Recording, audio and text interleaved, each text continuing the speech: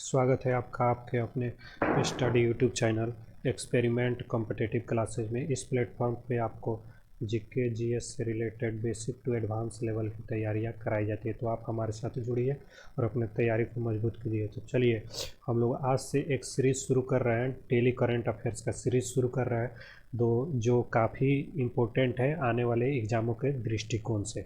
तो चलिए आज 11 दिसंबर है, लेकिन हम लोग 10 और 11 दिसंबर के करंट अफेयर्स को कवर करेंगे। तो चलिए हम शुरू करते हैं बिना किसी देरी किए हुए।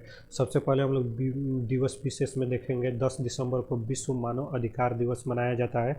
याद रखिएगा कि विश्व मानव अधिकार दिवस कब मनाया जाता है, तो वह मनाया जाता है 10 दिसंबर को मनाया जाता है। यह संयुक्त राष्ट्र महासभा द्वारा 1948 से हर एक वर्ष 10 दिसंबर को विश्व मानव अधिकार दिवस मनाया जा रहा है। इस साल का जो थीम है, यानी 2022 का जो थीम है, वो रखा गया है dignity, freedom and justice for all. इसका हिंदी होता है गरिमा, स्वतंत्रता और सभी के लिए न्याय। ये हिंदी वाला थीम याद रखिएगा, एग्जाम दृष्टिकोण से काफ़ी महत्वपूर्ण है।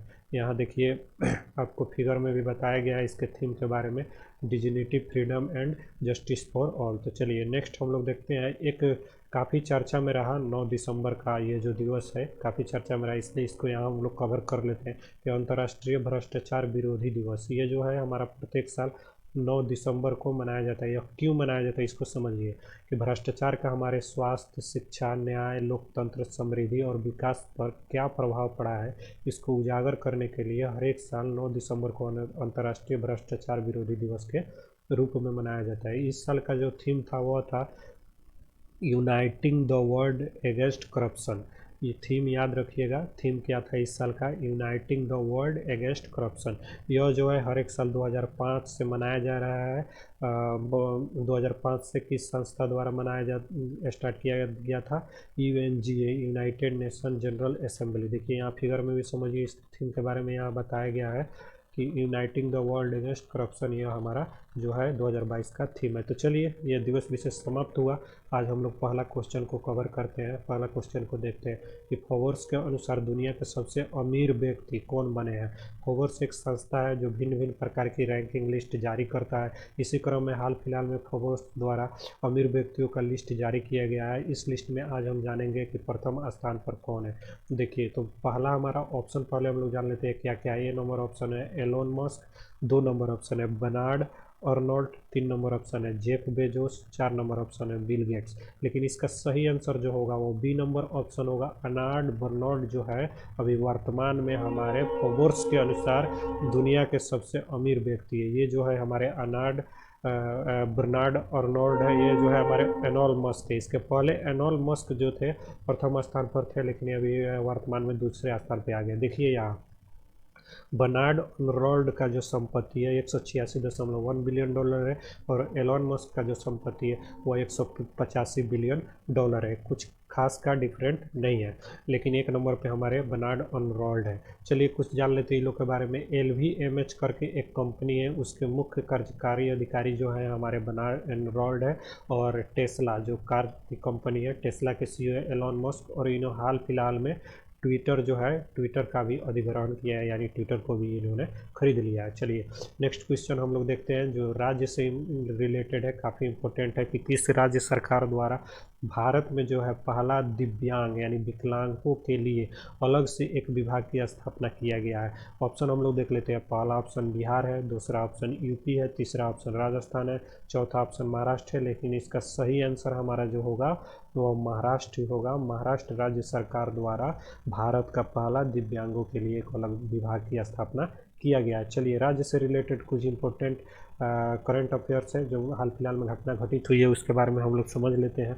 चलिए पहला है, भारत का पहला 24 घंटा यानी 24 घंटा सौर ऊर्जा से संचालित गांव कौन सा घोषित हुआ है। यह गांव जो है हमारा मोढेरा गांव इस है। यह गांव यहाँ लिख देते हैं हम लोग। यह गांव जो है हमारा मोढेरा गांव है, जो किस राज्य में पड़ता है, तो याद रखिएगा यह गुजरात राज्य में पड़ता है। और यह किस जिला, गुजरात राज्य के किस जिला में पड़ता है, तो मेहसाना। मेहसाना जिला जो है गुजरात राज्य के मेहसाना जिला में पड़ता है। अपना बात को याद रखिएगा। तो मोढेरा जो हमारा गांव है वो भारत का पहला सौर ऊर्जा से संचालित 24 आवर सौर ऊर्जा से संचालित गांव है।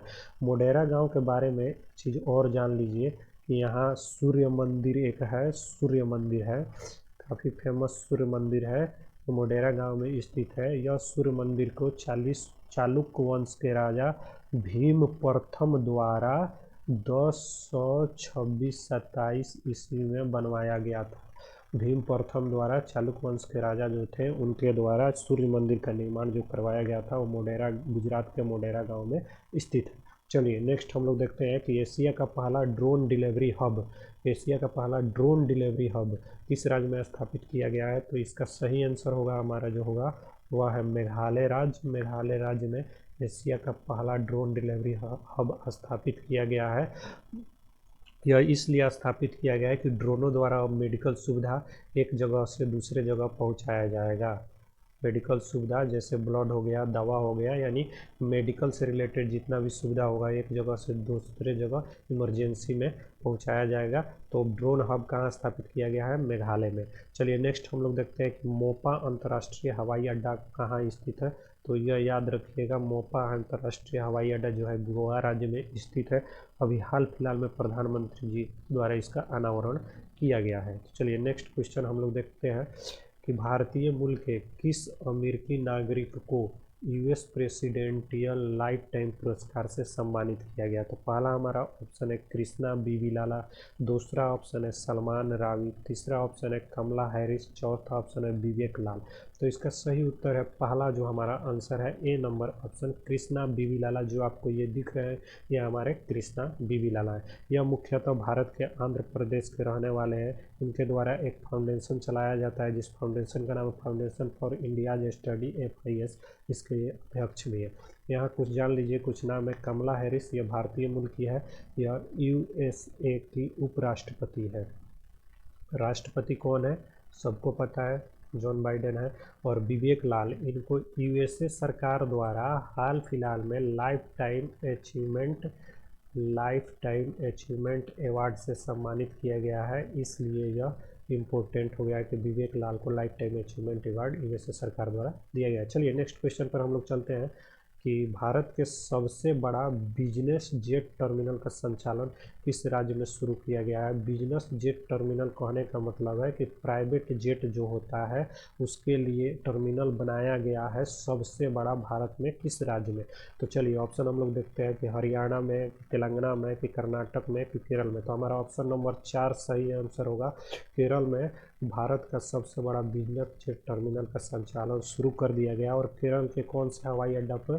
तो कोची हवाई अड्डा पे शुरू कर दिया गया है। कोची एक इंटरनेशनल हवाई अड्डा है, याद रखिएगा,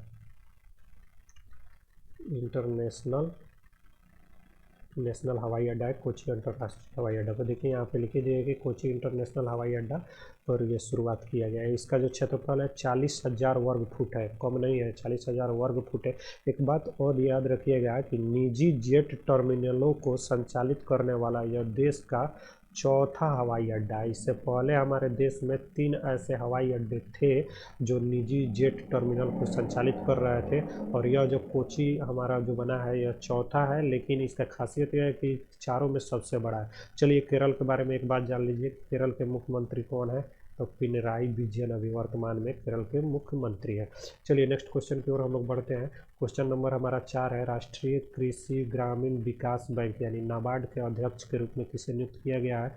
तो हम लोग ऑप्शन देख लेते हैं। ऑप्शन है हमारा हिमांशु पाठक, बी नंबर ऑप्शन है KB साजी, सी नंबर ऑप्शन है राजेश वर्मा, 3 नंबर ऑप्शन है उत्पल कुमार सिंह। तो हमारा सही आंसर होगा बी नंबर ऑप्शन होगा KB साजी। जो ये आपको दिख रहा है यही है KB साजी जी, इनको नाबार्ड का अध्यक्ष के रूप में नियुक्त किया गया। चलिए हिमांशु पाठक जी के बारे में आप लोग कुछ जान लीजिए। यह भारतीय कृषि अनुसंधान परिषद के महानिदेशक है।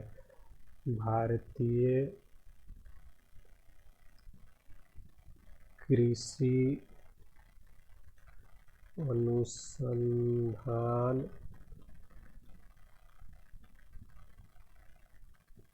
परिषद के महानिदेशक कौन है, तो हमारा हिमांशु पाठक जी है। और राजेश वर्मा, यह जो है हमारे राष्ट्रपति जो है द्रौपदी मुर्मू, उनके सचिव है राजेश वर्मा। और उत्पल कुमार सिंह जो है हमारा संसद टीवी के सीईओ है। संसद टीवी के बारे में आप लोग जानते हैं कि लोकसभा टीवी और राज्यसभा टीवी को मिला के संसद टीवी बना दिया गया है, जिसके सीईओ कौन है, तो उत्पल कुमार सिंह है। चलिए नेक्स्ट क्वेश्चन को, नेक्स्ट है थोड़ा नाबार्ड के बारे में जान लीजिए कि नाबार्ड होता क्या है। इसका मतलब राष्ट्रीय कृषि ग्रामीण विकास बैंक है, जो क्षेत्रीय ग्रामीण बैंक और सहकारी बैंकों के समग्र विनिमय का एक शीर्ष संस्थान है। याद रखिएगा, यह भारत सरकार के वित्त मंत्रालय द्वारा भारत सरकार के वित्त मंत्रालय के अधिकार क्षेत्र में आता है। नाबार्ड जो है भारत सरकार के वित्त मंत्रालय के अधिकार क्षेत्र में। इसका स्थापना 12 जुलाई 1982 को, यह इम्पोर्टेंट बात, शिवरामन समिति के सिफारिश पर हुआ था नाबार्ड का स्थापना। याद रखिएगा, नाबार्ड का स्थापना जो है किस समिति के सिफारिश पर हुआ था, तो शिवरामन समिति के सिफारिश पर हुआ था। कुछ महत्वपूर्ण नियुक्तियां जो हाल फिलहाल में हुई उसके बारे में समझ लीजिए। पीटी उषा को इंडियन ओलंपिक एसोसिएशन यानी भारतीय ओलंपिक संघ के अध्यक्ष के रूप में नियुक्त किया गया है। इनको याद रखिएगा, अध्यक्ष के रूप में नियुक्त किया गया है। जो फर्स्ट महिला अध्यक्ष बनी है भारतीय ओलंपिक संघ के, पीटी उषा जो बनी है। पीटी उषा के बारे में जानबे करते हैं आप लोग, यह बहुत अच्छा एक धावक है। और इनका अन्य नाम जो है, पीटी उषा का अन्य नाम है उड़न परी, या एक और पूछता है पयोली एक्सप्रेस। याद रखिएगा, पीटी उषा का अन्य नाम उड़न परी या पयोली एक्सप्रेस है। चलिए उसके बाद हम लोग देखते हैं मिनेश सी शाह। इनको जो नियुक्त किया गया है, मिनेश सी शाह को राष्ट्रीय डेयरी विकास बोर्ड के प्रबंध निदेशक के रूप में, यहाँ लिख देते हैं हम, राष्ट्रीय डेयरी विकास बोर्ड के प्रबंध निदेशक के रूप में इनको नियुक्त किया गया है। राष्ट्रीय डेयरी विकास बोर्ड का इंग्लिश हो जाएगा national dairy development board, NDDB। राष्ट्रीय डेयरी विकास बोर्ड के प्रबंध निदेशक के रूप में किसे नियुक्त किया गया, तो मिनेश सी शाह को। चलिए नेक्स्ट क्वेश्चन पे हम लोग आगे बढ़ते हैं। 5 नंबर क्वेश्चन है, बहुत ही इंपॉर्टेंट है कि ऑर्टन कैपिटल द्वारा जारी दुनिया की सबसे मजबूत पासपोर्ट लिस्ट 2022 में भारत का कौन सा स्थान है। देखिए पासपोर्ट लिस्ट जो है ना, वो 2 कंपनी द्वारा जारी किया जाता है। एक तो ये हमारा हो गया और एक हमारा होता है हैनले काफ़ी इम्पोर्टेंट है, नाम सुने होंगे। तो ऑर्टन कैपिटल द्वारा जारी, पहले इसके बारे में हम लोग समझ लेते हैं। दुनिया की सबसे मजबूत पासपोर्ट लिस्ट 2022 में भारत का कौन सा स्थान है।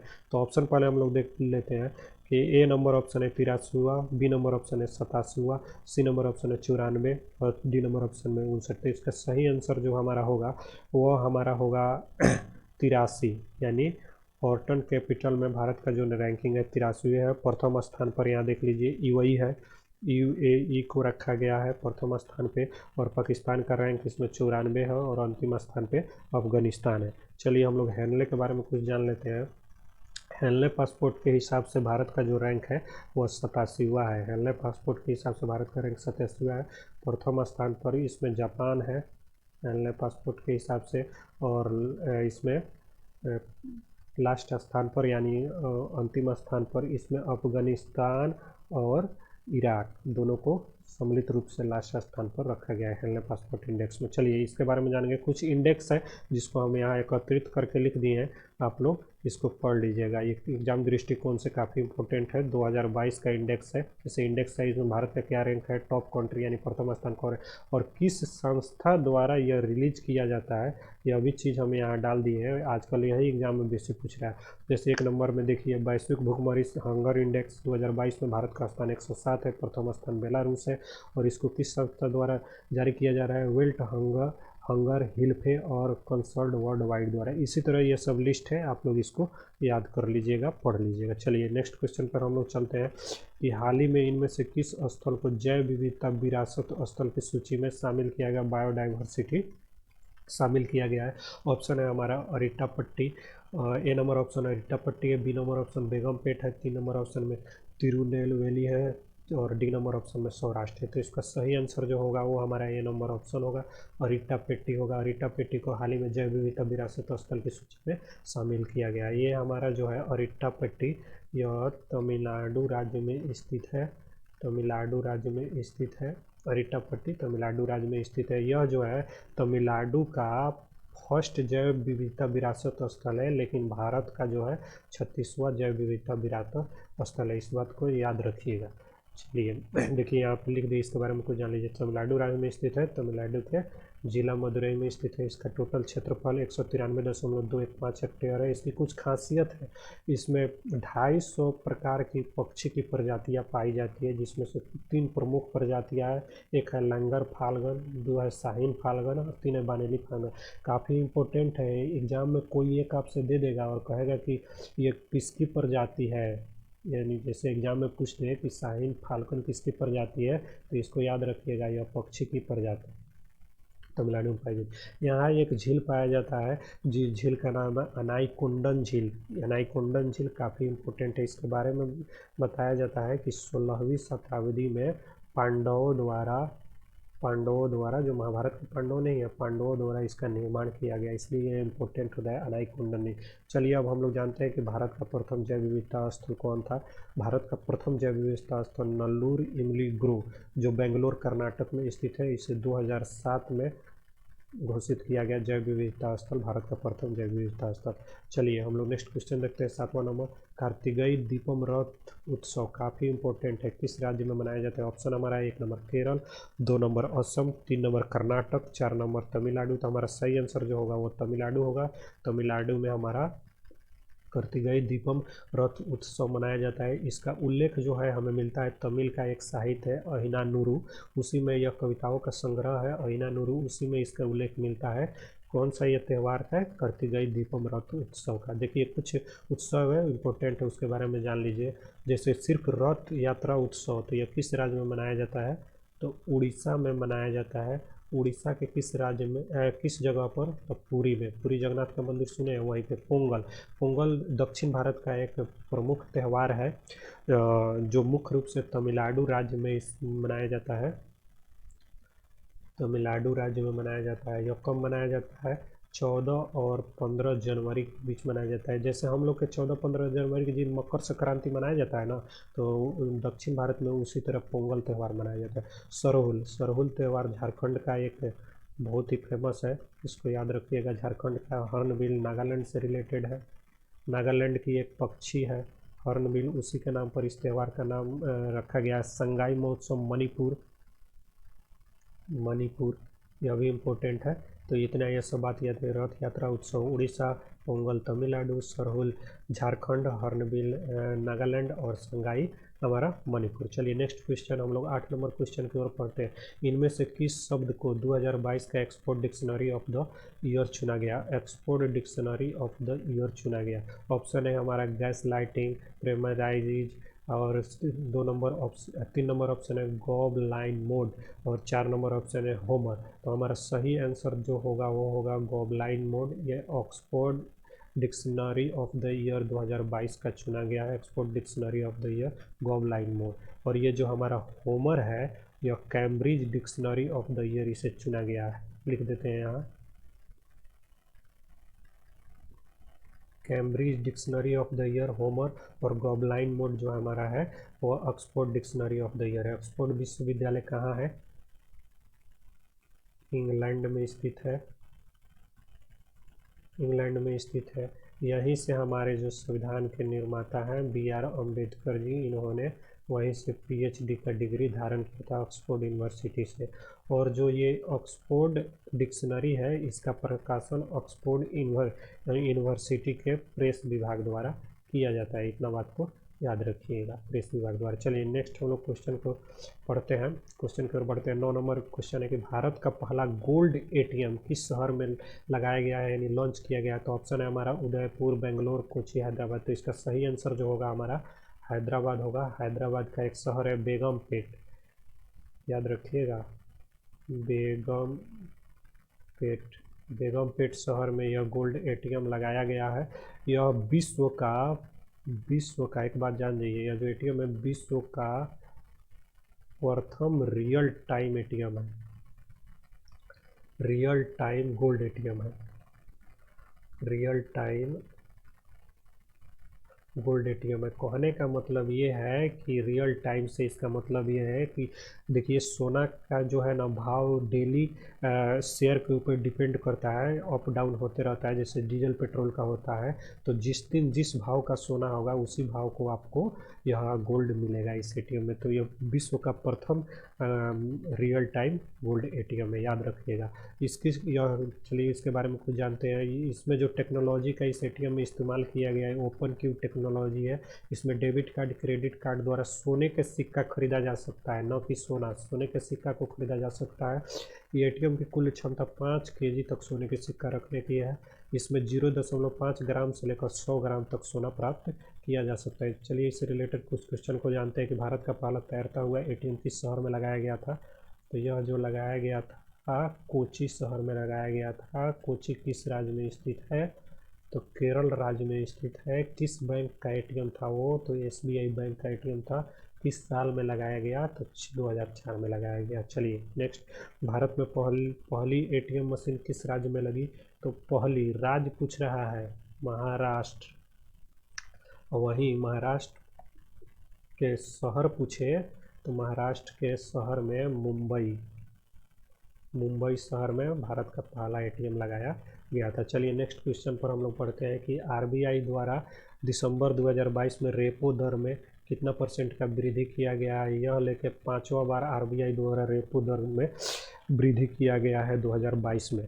तो इसका फर्स्ट ऑप्शन है 35 बीपीएस, सेकेंड ऑप्शन है 6.50%, थर्ड ऑप्शन है 0.5 बीपीएस, फोर्थ ऑप्शन है हमारा 22.60%। तो इसका सही आंसर जो होगा ए नंबर ऑप्शन होगा 35 बीपीएस। बीपीएस का मतलब बेस प्राइज का मतलब आधार अंक, यानी कहने का मतलब ये हुआ कि आरबीआई द्वारा दिसंबर 2022 में रेपो दर में 35 बीपीएस का वृद्धि किया गया। अब इसी के साथ हमारा जो रेपो दर वर्तमान में है वह 6.25% हो गया। वर्तमान में रेपो दर 6.25%, बैंक दर हमारा है 6.50%, याद रखिएगा। और टोटल विदेशी मुद्रा भंडारण जो है भारत के पास है 561.2 बिलियन डॉलर। 2 बिलियन डॉलर जो है टोटल मुद्रा भंडारण है। और आरबीआई द्वारा चालू वित्त वर्ष में भारत की जीडीपी का अनुमान कितना रखा गया है। जीडीपी का अनुमान भारत में रखा गया आरबीआई द्वारा 6.8%। चलिए नेक्स्ट क्वेश्चन की ओर हम लोग बढ़ते हैं। 11 नंबर क्वेश्चन है कि 2022 फोर्ब्स, अभी फोर्ब्स के बारे में बताए थे कि 100 शक्तिशाली महिलाओं की सूची में कितने भारतीयों को शामिल किया गया। ऑप्शन 1 है 6 है, 1 4 है, 1 7 है, 1 10 है। तो हमारा सही आंसर जो होगा 6 महिलाओं को फोर्ब्स द्वारा विश्व की 100 सबसे शक्तिशाली सूची में शामिल किया गया, 6 भारतीय महिलाओं को। इसमें हमारा एक निर्मला सीतारमण जी है जो वित्त मंत्री है, किरण मजूमदार है जो बाइकॉन की सीईओ है। उसके बाद हमारा जो है फाल्गुनी नायक है जो नायका के संस्थापक है। उसके बाद हमारा जो है रोशनी नादर मल्होत्रा है जो एचसीएल की अध्यक्ष है। उसके बाद हमारा माधवपुरी बुच है जो सीबी के अध्यक्ष है। उसके बाद हमारा जो है मंडल है जो सेल की प्रमुख है। यहाँ देखिएगा जो हमारी ये वित्त मंत्री निर्मला सीतारमण जी, भारत में इनका प्रथम स्थान है, भारतीय दृष्टिकोण से इनका प्रथम स्थान है। लेकिन 100 जो महिलाओं को सिलेक्ट किया गया है विश्व दृष्टिकोण से इनका स्थान 36वां रखा गया है। और विश्व दृष्टिकोण से शीर्ष रैंक पर जो है वह महिला है हमारी, शीर्ष रैंक पर जो है वह महिला है उर्सुला वान डेर लियोन है जो बेल्जियम की है, वर्तमान में यूरोपीय आयोग की अध्यक्ष है। 1 नंबर पर इन्हीं का रैंक है, इनका नाम है Ursula van der Leone, Belgium की जो रहने वाली है यूरोपीय आयोग की अध्यक्ष। चलिए नेक्स्ट हम लोग देखते हैं इससे रिलेटेड कुछ क्वेश्चन। बीबीसी ने भी 2022 के 100 प्रभावशाली महिलाओं की सूची में कितने भारतीयों को शामिल किया है? तो इसका आंसर हो जाएगा 4। एक में प्रियंका चोपड़ा, 2 में गीतांजलि श्री, 3 में है सिरिसा बंदला और 4 में है स्नेह जावले। चलिए, हम लोग तो जानते हैं प्रियंका चोपड़ा के बारे में, ये अभिनेत्री है। गीतांजलि श्री, इनको अभी हाल फिलहाल में अंतर्राष्ट्रीय बुकर पुरस्कार से सम्मानित किया गया था। हम यहाँ लिख देते हैं अंतर्राष्ट्रीय बुकर पुरस्कार 2022। इनकी एक लेख है, इनकी एक पुस्तक के लिए, जिस पुस्तक का नाम है रेत की समाधि, और हिंदी भाषा के लिए इन्हें दिया गया था। कविताओं का यह संग्रह है, हिंदी भाषा कविताओं का संग्रह है। इनके लिए इनको अंतर्राष्ट्रीय बुकर पुरस्कार 2022 से सम्मानित किया गया है। सिरिसा बंदला, यह एक अंतरिक्ष यात्री है।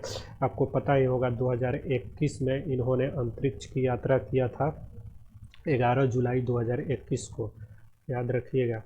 11 जुलाई 2021 को इन्होंने अंतरिक्ष की यात्रा पे गई थी। यह भारत की जो है अंतरिक्ष में जाने वाली दूसरी भारतीय महिला है। दूसरी भारतीय महिला अंतरिक्ष में जाने वाली, प्रथम जो है फर्स्ट में हमारी जो है कल्पना चावला है, याद रखिएगा।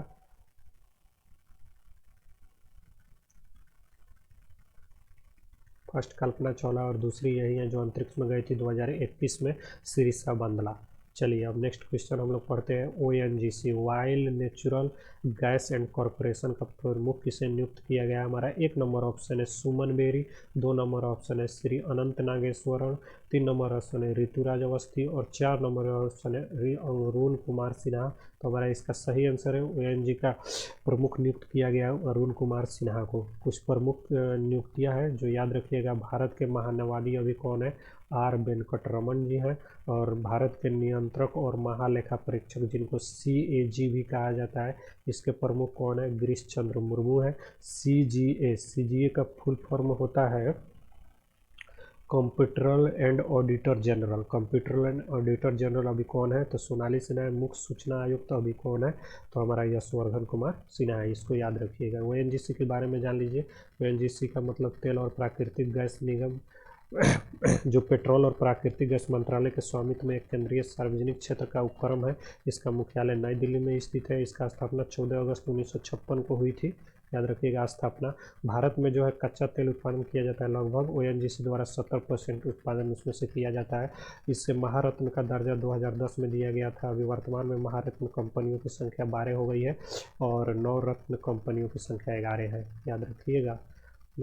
महारत्न कंपनियों की संख्या 12 है और नवरत्न कंपनियों की संख्या, सॉरी 11 बोल दिए थे, 13 है। नवरत्न 13 और महारत्न 12।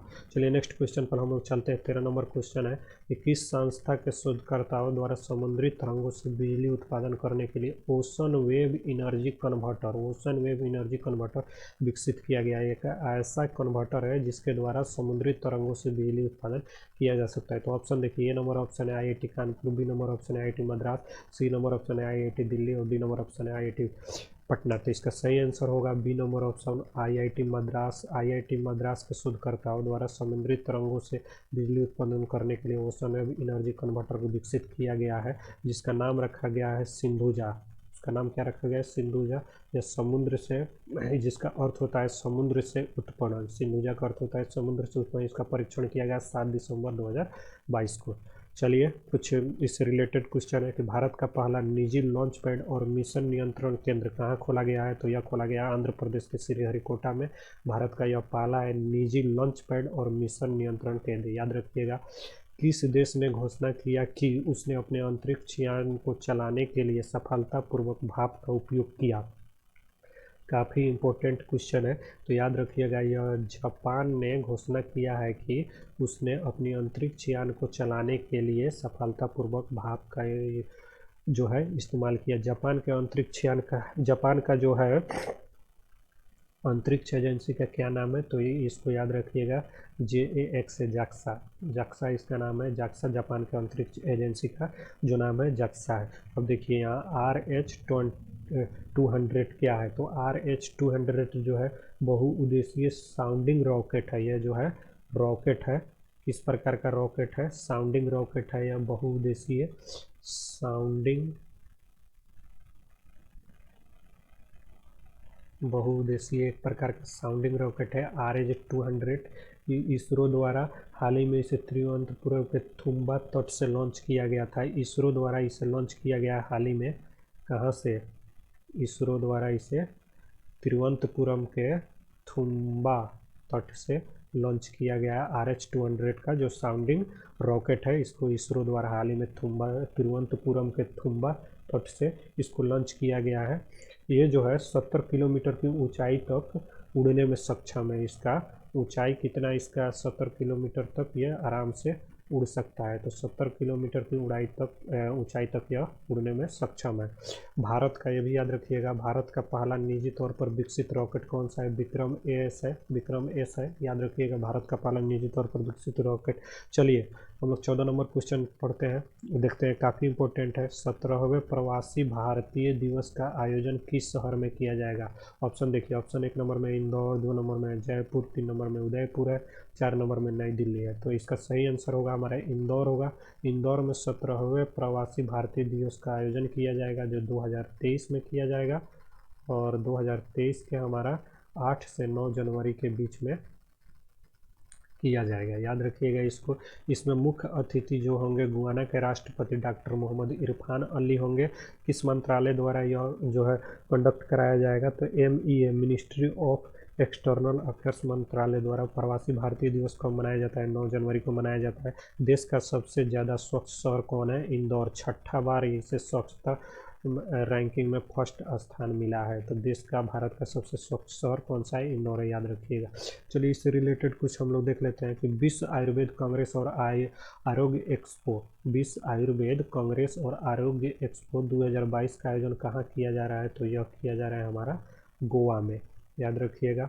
गीता महोत्सव, इसका आयोजन कहाँ किया गया? तो गुजरात के कुरुक्षेत्र में, गुजरात के कुरुक्षेत्र में, याद रखिएगा, गीता महोत्सव कुरुक्षेत्र में। और घर घर गंगा जल योजना किस राज्य से संबंधित है? तो बिहार राज्य से यह संबंधित है। इसका उद्देश्य हर घर तक जल को पहुंचाना सिंचाई के लिए। तो चलिए आज का सेशन को हम लोग समाप्त करते हैं। मिलेंगे आपको डेली हम 7 से 8 AM सुबह में करंट अफेयर्स का क्लास लेके। अगर अभी तक आप हमारे चैनल से नहीं जुड़े हैं तो आप हमारे चैनल से जुड़ जाइए। यहाँ आपको GK GS से related basic to advance level की तैयारियाँ कराई जाएगी। और टेलीग्राम लिंक डिस्क्रिप्शन में दे दिया गया है, वहाँ से आप इसके PDF को प्राप्त कर सकते हैं। तो चलिए आज के सेशन को समाप्त करते हैं, मिलते हैं नेक्स्ट वीडियो में, तब तक के लिए जय हिंद।